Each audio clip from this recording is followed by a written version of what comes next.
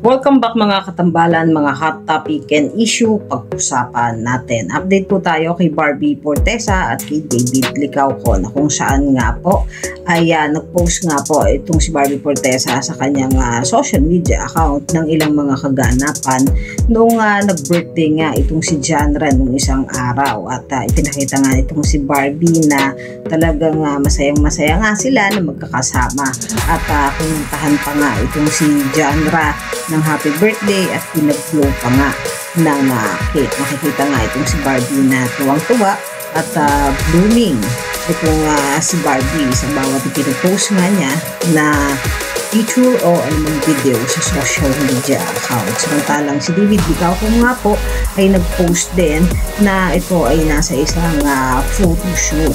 At pinost din ni David yung David Licauco, I think I love you.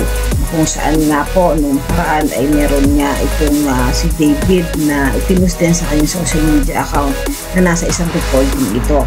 At ito nga po ay i-release na sa May 16 worldwide. Ayan po. At yan yung I think I love you ni David Licauco. Abangan po natin yan sa May 16. Yung i-release na po yung music nitong si David Licauco. Yan yung mga update natin ngayon kay Barbie Fortesa at kay David Licauco. Kayo mga katambalan, ano ang masasabi nyo? Comment lang sa comment section, pag-usapan natin.